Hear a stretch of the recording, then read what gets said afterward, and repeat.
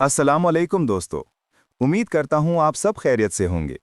आज की इस वीडियो में हम बात करने वाले हैं मुगल सल्तनत के उस बादशाह के बारे में जिसका नाम सुनते ही शान शौकत, अजमत और मोहब्बत की अलामत शाहजहां जहन में आता है। आइए इस अजीम हुक्मरान की जिंदगी के सफर का आगाज करते हैं।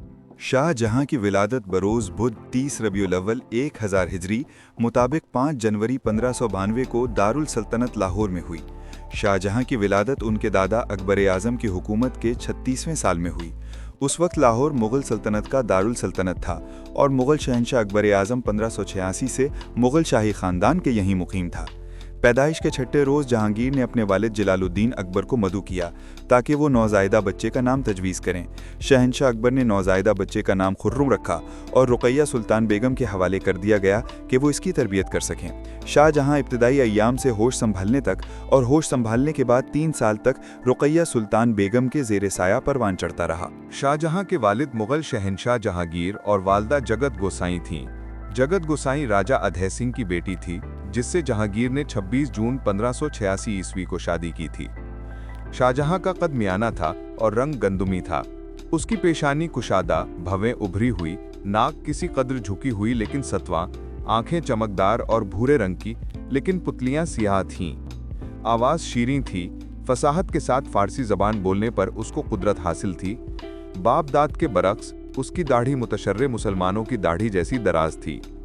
हाथ न तो बहुत दराज थे और न बहुत छोटे। दस्ते रास्त की 4 उंगलियों कर तिल थे जो नेक फाल की अलामत समझे जाते थे। इस लिहाज से वो शाहाना इक़्तिदार के लिए मौजू समझा जाता था।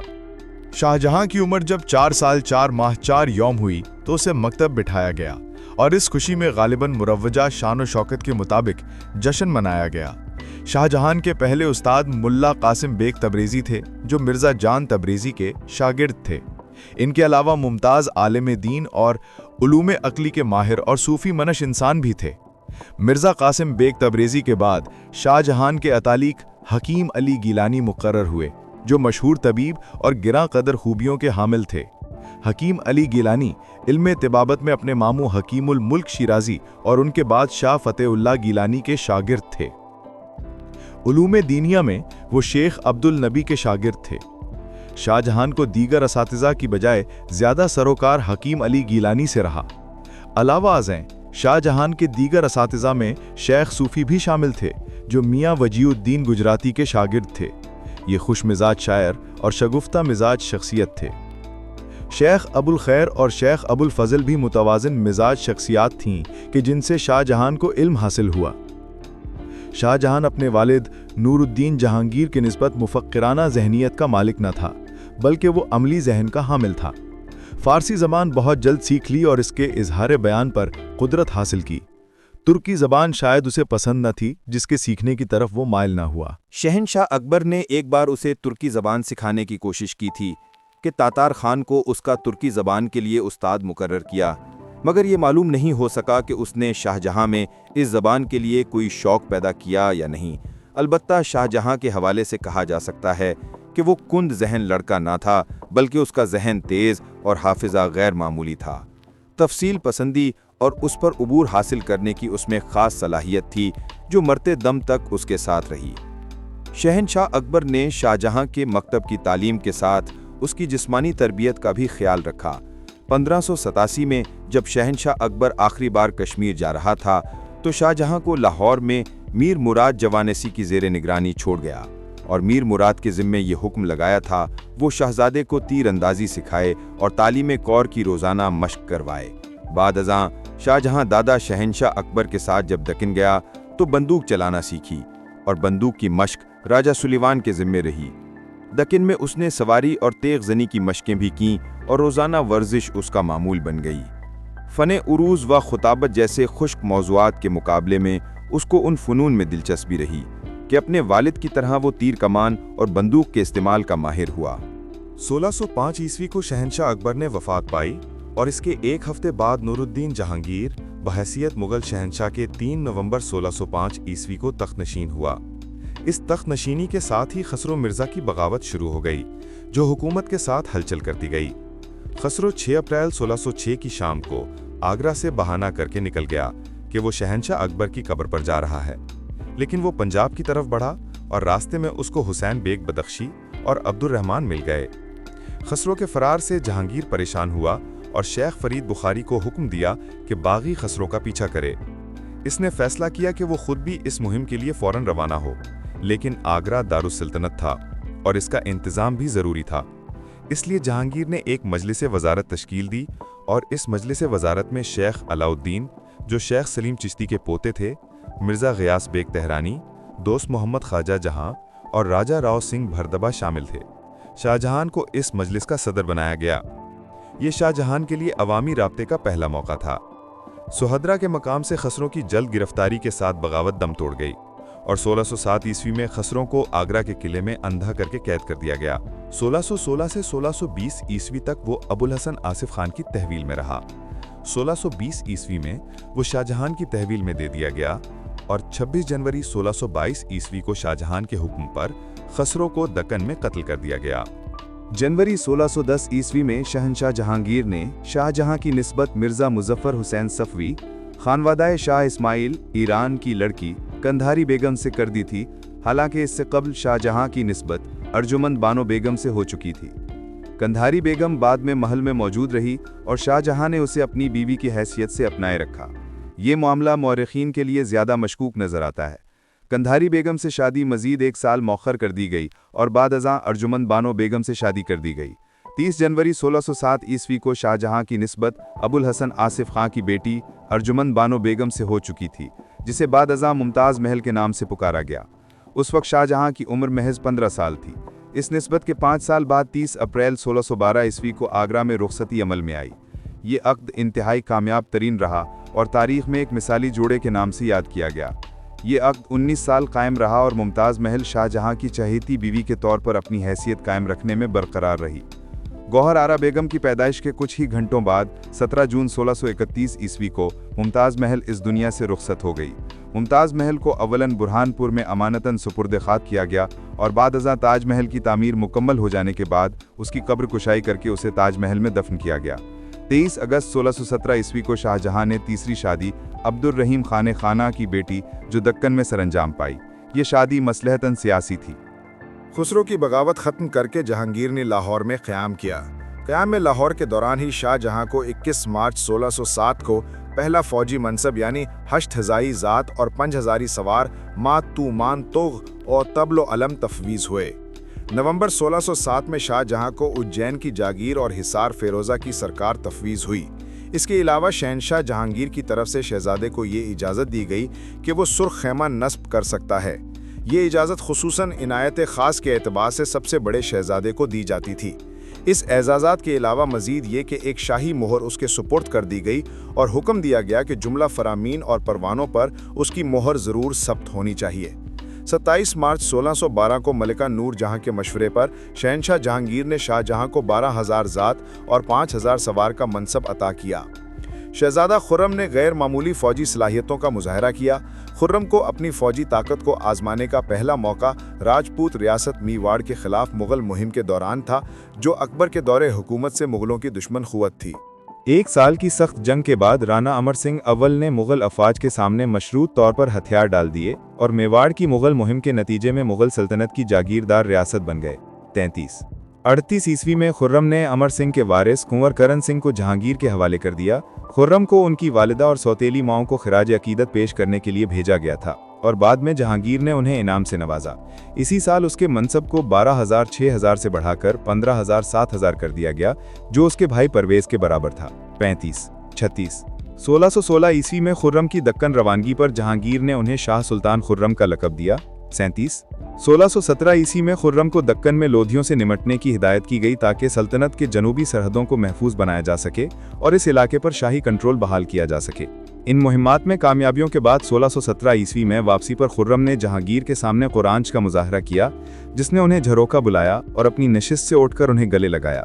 جہانگیر نے اسے شاہ جہاں فارسی دنیا کا بادشاہ کا لقب دیا اور اس کے فوجی عہدے کو 30,000 20,000 تک بڑھا دیا اور اسے اپنے دربار میں ایک خاص تخت کی اجازت دی، جو ایک شہزادے کے لیے ایک بے مثال اعزاز تھا۔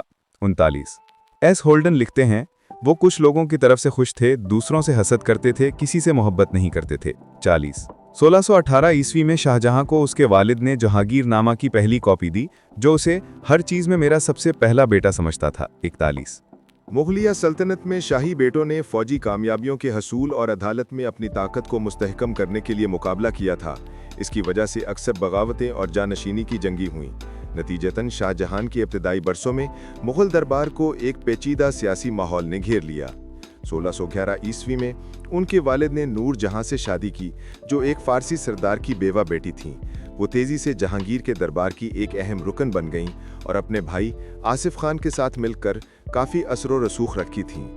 अर्जुमंद आसिफ खान की बेटी थीं और खुर्रम से इसकी शादी ने दरबार में नूर जहां और आसिफ खान के ओहदों को मुस्तहकम किया। ताहम अदालत की साजिशों में नूर जहां की जानिब से शहजादा खुर्रम के सबसे छोटे भाई शहजादा शहरयार से अपनी पहली शादी से अपनी बेटी की शादी करने का फैसला और तख्त के हुसूल के लिए इनकी हिमायत शामिल है। शहजादा खुर्रम अपने वालिद पर नूर जहां के असर व रसूख से नाराज़ थे और अपने पसंदीदा शहरयार सौतेले भाई और दामाद के दूसरे किरदार पर नाराज़ थे।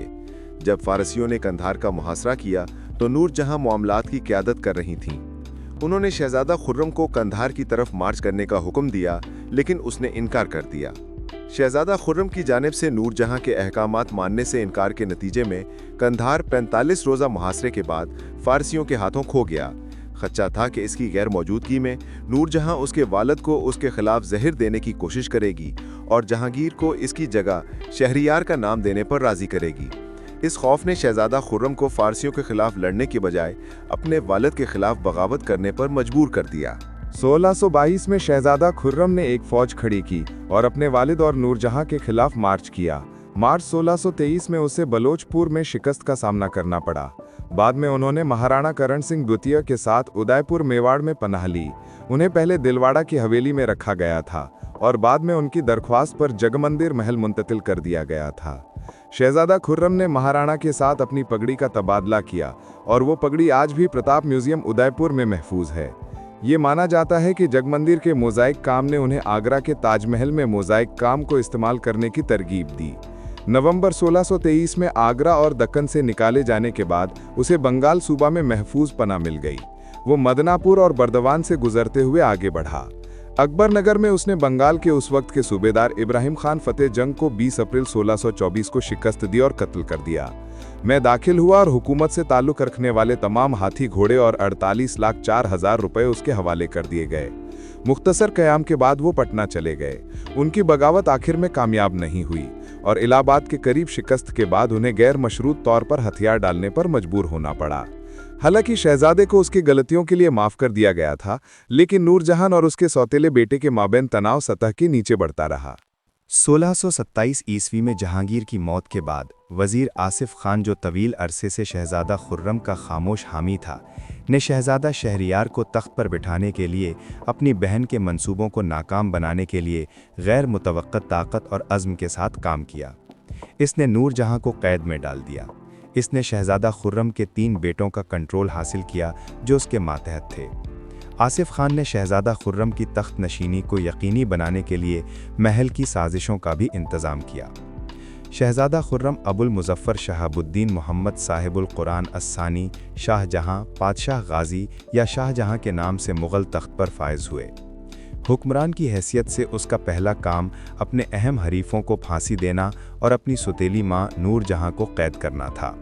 शाहजहां के हुक्म पर 23 जनवरी 1928 को मुतअद्दिद फांसियां दी गईं। जिन लोगों को मौत के घाट उतारा गया उनमें उनका भाई शहरयार भी शामिल था। उसके भतीजे दावर और गुरशासब शाहजहां के पहले सजाए मौत पाने वाले भाई शहजादा खुसरो के बेटे थे और उनके चचाजाद भाई थिमुरास और होशिंग मरहूम शहजादा दानियाल मिर्ज़ा के बेटे हैं। शाहजहां को बगैर किसी झगड़े के अपनी सल्तनत पर हुक्मरानी करने की इजाज़त दी गई। 1568 ईस्वी में शहनशाह अकबर ने मेवाड़ के दारुल हुकूमत चित्तौड़गढ़ को फतह कर लिया था और चित्तौड़ वाहिद ऐसी रियासत थी जिसने देर तक मुगलों का मुकाबला किया।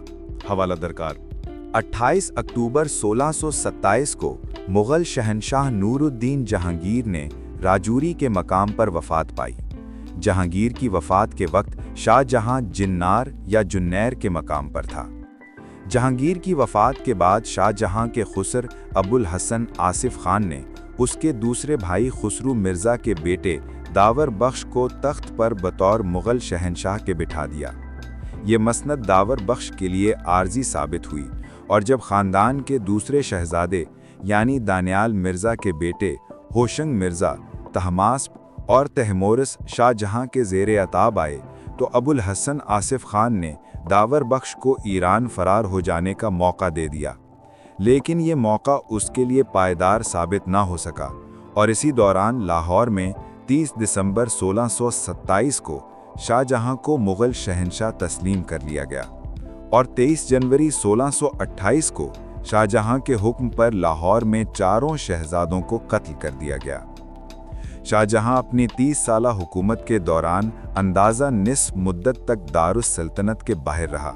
اس موقع پر اس کے نجی معاملات کا مختصر سا بیان باعث دلچسپی ہے کہ تخت نشینی کے سال کے اندر ہی اسے آگرہ چھوڑ کر گوالیار جانا پڑا تاکہ وہ ججھار سنگھ کی سرکوبی کر سکے۔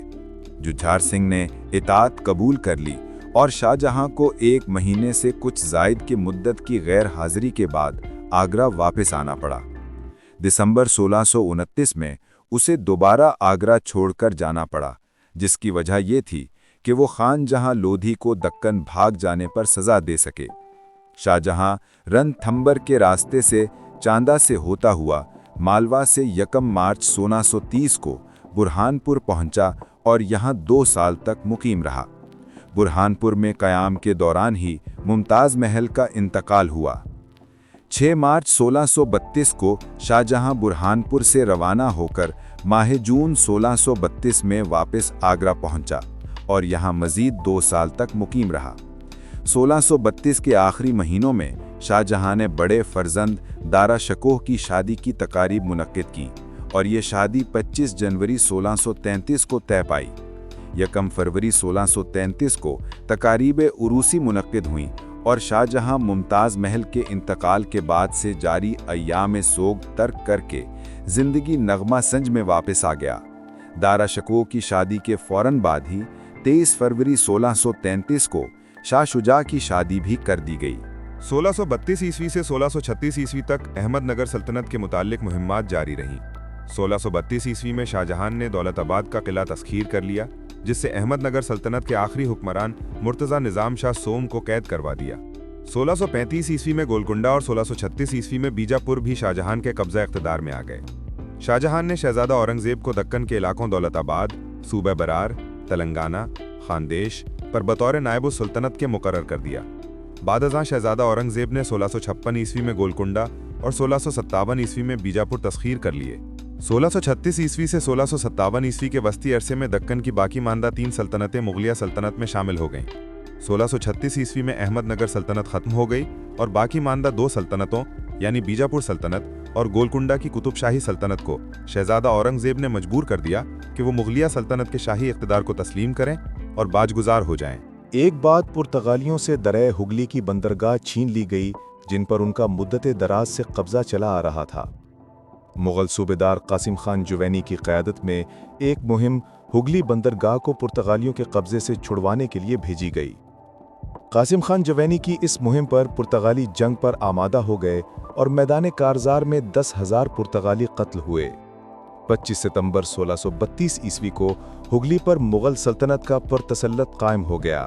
کے بعد پرتگالیوں سے دریائے ہگلی کی بندرگاہ چھین لی گئی، جن پر ان کا مدت دراز سے قبضہ چلا آ رہا تھا۔ مغل صوبیدار قاسم خان جوینی کی قیادت میں ایک مہم ہگلی بندرگاہ کو پرتگالیوں کے قبضے سے چھڑوانے کے لیے بھیجی گئی۔ قاسم خان جوینی کی اس مہم پر پرتگالی جنگ پر آمادہ ہو گئے اور میدان کارزار میں 10,000 پرتگالی قتل ہوئے۔ 25 ستمبر 1632 کو ہگلی پر مغل سلطنت کا برتسلط قائم ہو گیا۔ 1633 سے 1635 تک کے واقعات۔ 1633 میں شاہ جہاں پہلی بار علیل ہوا، مگر 3 دن کی علالت کے بعد صحت یاب ہو گیا۔ ماہ جنوری 1634 میں آگرہ سے کشمیر کی سیر کو روانگی ہوئی۔ راستے میں دارا شکوہ بیمار ہو گیا اور خاندانی طبیب حکیم شیخ علیم الدین انصاری المشہور با وزیر خان کو علاج کے لیے طلب کر لیا گیا۔ لاہور میں مختصر قیام کے بعد شاہ جہاں نے دوبارہ سفر کشمیر جاری رکھا اور 5 جون 1634 کو وہ کشمیر پہنچا۔ ماہ ستمبر 1634 کے پہلے ہفتے میں وہ کشمیر کو خیرباد کہہ کر لاہور کے لیے روانہ ہوا اور 16 نومبر 1634 کو لاہور پہنچ گیا۔ لاہور میں قیام 2 مہینے رہا اور یہاں سے دارالسلطنت آگرہ کے لیے روانہ ہوا۔ دہلی میں چند دن قیام کر کے 12 مارچ 1635 کو آگرہ پہنچا۔ شاہ جہاں جب سفر کشمیر اور لاہور میں مقیم تھا تو شہنشاہ کی عدم موجودگی کا فائدہ اٹھا کر جھجھار سنگھ کو جا طلبی کا ارادہ ہوا۔ دکن کی غیر اطمینانی صورتحال اور جھجھار سنگھ کی دوبارہ بغاوت سے مجبور ہو کر شاہ جہاں کو ماہ ستمبر 1635 کے اواخر میں آگرہ چھوڑنا پڑا۔ بھاری دہا پہنچ کر شاہ جہاں نے راستہ تبدیل کر لیا اور بندیل کھنڈ پہنچ گیا اور جنوری 1636 کے ابتدائی دنوں میں اس نے دریائے نرمدا پار کیا اور سیدھا دولت آباد کی طرف کوچ کیا۔ 6 مہینوں کی شدید مشقت کے بعد صوبہ احمد نگر میں امن و امان قائم کرنے اور بیجاپور اور گولکنڈہ کی قطب شاہی سلطنت سے خاطر خواہ صلح کرنے میں کامیاب ہوا۔ جولائی 1636 کے اوائل میں شاہ جہاں دکن سے روانہ ہوا اور اجین اور مانڈو سے ہوتے ہوئے 25 نومبر 1636 کو اجمیر پہنچا اور 1 ہفتے کے قیام کے بعد وہ 5 جنوری 1637 کو آگرہ پہنچا۔ مارچ 1637 میں شاہ جہاں بیمار ہوا اور 29 دن کی علالت کے بعد صحت یابی ہوئی۔ اپریل 1637 میں شہزادہ اورنگزیب کی شادی منعقد کی گئی۔ یہ شادی 8 مئی 1637 کو سر انجام پائی۔ ماہ فروری 1638 عیسوی میں صفوی حاکم قندھار علی مردان خان نے قندھار مغل افسروں کے سپرد کر دیا۔ قندھار جہانگیر کے زمانہ حکومت میں مغل سلطنت کے ہاتھوں سے نکل کر صفوی سلطنت کا حصہ بن گیا تھا۔ علی مردان خان کی سپردگی قندھار کے بعد آئندہ کے 15 سال تک شاہ جہاں کی توجہ شمال مغربی سرحد پر مرکوز رہی۔ شہنشاہ نے پہلی بار کابل کا سفر اگست 1638 عیسوی میں شروع کیا اور اس سفر کے 2 مقصد پیش نظر تھے۔ اول یہ کہ قندھار پر ایرانیوں کے مجوزہ حملوں کی روک تھام کی جا سکے اور دوم یہ کہ ماوراءن نہر کی صورتحال سے آگہی رکھی جا سکے۔ 18 مئی 1639 عیسوی کو شہنشاہ کابل پہنچا اور تخمیناً 4 مہینوں کے قیام کے بعد وہ ستمبر 1639 عیسوی کو واپس لاہور آ گیا۔ لاہور سے کشمیر چلا گیا اور اب کشمیر میں قیام 2 سال رہا۔ کشمیر میں اقامت کے دوران ہی ابو الحسن آصف خان وزیر اعظم کا انتقال لاہور میں ہوا۔ جولائی 1641 عیسوی میں شہزادہ مراد بخش کی شادی منعقد ہوئی۔ اوائل جنوری 1643 عیسوی میں شاہ جہاں دوبارہ آگرہ واپس آ گیا۔ آگرہ واپسی کے چند روز بعد شاہ جہاں اجمیر گیا اور وہاں سے لاہور پہنچا۔ لاہور میں قیام 2 سال تک رہا۔ قیام لاہور کے دوران مارچ 1644 عیسوی میں شہزادی جہاں آرا بیگم کے لباس میں آگ لگ گئی جس سے شہزادی بری طرح جل گئی۔ اس کے علاج میں شاہ جہاں نے کوئی کسر نہ چھوڑ رکھی۔ شفا کے کلی حاصل ہونے کے بعد ایک شاندار تقریب منعقد کی گئی اور اس تقریب میں 25 نومبر 1644 عیسوی کو شہزادہ اورنگزیب، جس سے شاہ جہاں ناراض تھا، نے جشن کے اختتام پر اپنی بہن کی سفارش پر اورنگزیب دوبارہ اپنے عہدے پر بحال کر دیا گیا۔ اوائل 1645 عیسوی میں شاہ جہاں آگرہ سے روانہ ہوا اور 3 سال مغربی صوبہ جات میں گزارے۔ 1645 کے موسم گرما میں وہ کشمیر کی سیر کو گیا اور بلخ اور بدخشاں کی مہمات کی نگرانی میں دوبارہ کابل جانا ہوا۔ نتیجتاً یہ ثابت ہوا کہ ہندو کش کے پہاڑوں کے پار قبضہ رکھنا ناممکن ہے، اس لیے شہنشاہ نے اپنی افواج واپس بلوا لی۔ جون 1647 کے آخری ہفتے میں وہ کابل سے روانہ ہو کر لاہور سے ہوتے ہوئے دہلی کے راستے سے آگرہ پہنچ گیا۔ 1638 عیسوی میں شاہ جہاں کی خواہش پر پرانی دہلی کو شاہ جہان آباد کا نام دے کر بطور نئے دارالسلطنت کی بنیاد رکھی گئی۔ 12 مئی 1639 عیسوی کو لال قلعے کی بنیاد رکھی گئی تھی اور اب جب شاہ جہاں آگرہ واپس ہو رہا تھا تو دہلی میں مختصر قیام کے دوران دہلی کے افسروں کو حکم جاری کرتا گیا کہ دہلی کی عمارات کی تعمیر کا کام تیزی سے مکمل کر لیا جائے۔ 2 مہینوں کے اندر ہی افسروں نے دہلی محل کو اقامت و رہائش کے قابل بنا دیا اور شہنشاہ نے دہلی کے لیے 27 مارچ 1648 عیسوی کو آگرہ سے روانگی اختیار کیا۔ 8 اپریل 1648 عیسوی کو شہنشاہ کے تلادان کی قمری تاریخ تھی اور اسی کے پیش نظر نئے محل کی رسم افتتاح بھی ادا کی گئی۔ شاہ جہاں کے دہلی میں لال قلعے میں رہائش اختیار کرنے سے لال قلعہ آئندہ 3 صدیوں تک مغلیہ سلطنت کی سرکاری رہائش گاہ بنا رہا۔ لیکن صفوی سلطنت کی جانب سے خطرات کم نہ ہوئے تھے۔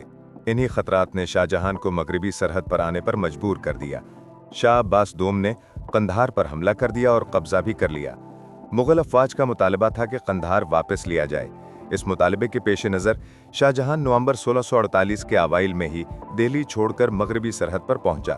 18 مہینوں تک دارالسلطنت سے باہر گزارے اور اضطراری طور پر قندھار کی واپسی کے لیے کوشش کی، مگر یہ کوشش بیکار ثابت ہوئی۔ بلاخر شاہجہان نے اپنا خیمہ جنگ کابل میں منتقل کر لیا اور 4 جنوری 1650 کو واپس آگرہ آ گیا۔ قندھار کی تسخیر نامکمل رہ جانے کے باعث شاہجہان نے نئے دارالسلطنت دہلی کی خوشی میں ضیافتوں کا اہتمام شروع کیا گیا۔ تخت طاؤس آگرہ سے منگوایا گیا۔ طویل ترین ان تقاریب و ضیافتوں کا اختتام 10 مارچ 1650 کو ہوا۔ تقریباً 1 سال کے بعد ماہ فروری 1651 کو شاہجہان آخری بار کشمیر کی سیر کو روانہ ہوا۔ آئندہ موسم گرما وہیں بسر کی۔ ستمبر 1651 کے وسط میں لاہور آیا اور دوبارہ قندھار کی مہم کے سلسلے میں افواج کی رہنمائی کی۔ 16 فروری 1652 کو لاہور چھوڑا، 21 اپریل 1652 کو کابل پہنچا اور وہاں سے واپس دارالسلطنت 2 دسمبر 1652 کو پہنچ گیا۔ 1652 سے 1654 تک شاہجہان آباد کے لال قلعہ میں قیام پذیر رہا۔ اس مدت میں وہ صرف 2 بار مختصر وقفے کے لیے باہر گیا، ایک بار آگرہ اور ایک بار اجمیر۔ نومبر یا دسمبر 1653 میں موتی مسجد دیکھنے گیا۔ جنوری 1654 میں ایک مراٹھی بہروپیہ نے شہنشاہ پر قاتلانہ حملہ کیا، لیکن کوتوال محل کے حملہ سے وہ قتل ہوا۔ مغلیہ سلطنت کے صوبوں میں امن و امان کی صورتحال تھی اور رعایا اطمینان سے زندگی بسر کر رہی تھی کہ اچانک شاہجہان کی علالت نے ملک کی سیاسی صورتحال کو بدل کر رکھ دیا۔ 16 ستمبر 1657 کو شاہجہان حبس البول کے عارضے میں مبتلا ہوا۔ اسی سبب پاؤں میں ورم نے مرض کو بڑھا دیا۔ علاج معالجہ جاری رہا، مگر مرض جوں کا توں رہا۔ اطباء کے علاج سے 9 دن بعد شاہجہان نے بستر علالت سے دربار میں قصر شاہی کے جھروکا سے درشن کروایا۔ شاہجہان کے ایام علالت کے دوران سیاسی حلقوں میں شہنشاہ کی تخت و سلطنت سے غیر موجودگی ایک سوالیہ نشان بن گئی۔ شہزادوں میں سیاسی مخالفت عروج پکڑ گئی۔ تقاضۂ عقل تھا کہ دور علاقوں میں امن و امان برقرار رکھنے کے لیے ہر خبر درست پہنچتی، لیکن دارا شکوہ نے ڈاک کی ترسیل منقطع کر دی اور دوسرے شہزادوں کے وکلا کو قید کروا دیا۔ دارا شکوہ کی اس حرکت سے ملک کا نظم و نسق تباہ ہو گیا اور فتنہ و فساد برپا ہوا۔ مفسد پردازوں نے غیر مصدقہ خبریں شہزادوں کو بھیجنا شروع کر دیں اور انہی ایام میں شاہجہان نے امراء کو جمع کر کے دارا شکوہ کی ولی عہدی کا حلف لیا۔ دارا شکوہ کو اپنے بھائیوں سے بہترین سلوک کرنے کی ہدایت کی۔ اسی ناگفتہ بہا حالات کے زمانے میں یہ خبر آئی کہ شہزادہ مراد بخش نے دیوان میر علی نقی کو بلا وجہ اور بے خطا قتل کر دیا اور گجرات میں اپنے نام کا سکہ مضروب کروا کر رائج کر دیا اور اپنے نام کا خطبہ جاری کر دیا۔ بنگال میں شاہ شجاع نے مقامی ذمہ داروں کی حمایت و مدد سے بادشاہی خزانے پر قبضہ کر لیا اور قابض بن بیٹھا اور جنگ پر مستعد ہو چکا۔ شاہ جہان میں اولاً شاہ شجاع کے معاملہ پر توجہ اور سلیمان شکوہ کی سربراہی میں 10,000 پیادہ فوج مما بندوق چیات دے کر شاہ شجاع کی سرکوبی کے لیے روانہ کر دیا۔ راجہ جے سنگھ کو سلیمان شکوہ کا اتالیق مقرر کیا اور بے شمار خزانہ، جنگی ہاتھی اور نامی گرامی منصبدار ساتھ بھیجے۔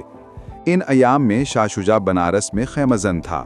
راجہ جے سنگھ نے ایسا انتظام کیا کہ شاہی لشکر نے شاہ شجاع کو حکمت عملی کے ذریعے آ لیا۔ سلیمان شکوہ غالب آ گیا اور شاہ شجاع کے سپاہی بھاگ نکلے۔ سپاہیوں کی بھگدڑ سے شاہ شجاع خود میدان میں آیا تو فضا بدل چکی تھی۔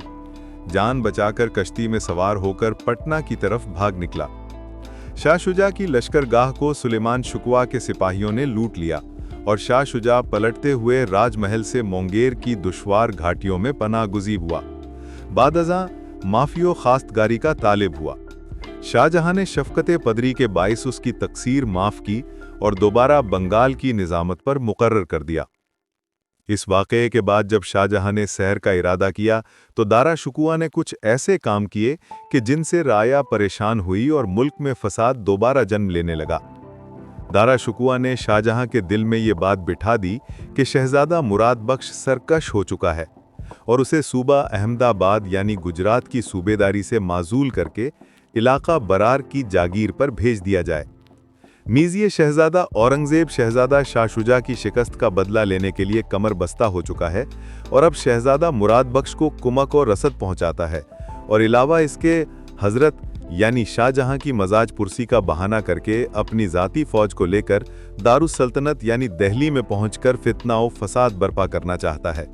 उसने कुतुबुल मल्क से पेशकश की कि जो रकम वसूल की हुई है वो उसे शहनशाह की इजाज़त के बगैर फौज भर्ती करने में सर्फ कर रहा है, इसलिए बेहतर है कि बीजापुर की तस्खीर के लिए जो शाही लश्कर उसके ताबे है उसे और उस लश्कर में तैनात उमरा को वापस बुलवा लिया जाए।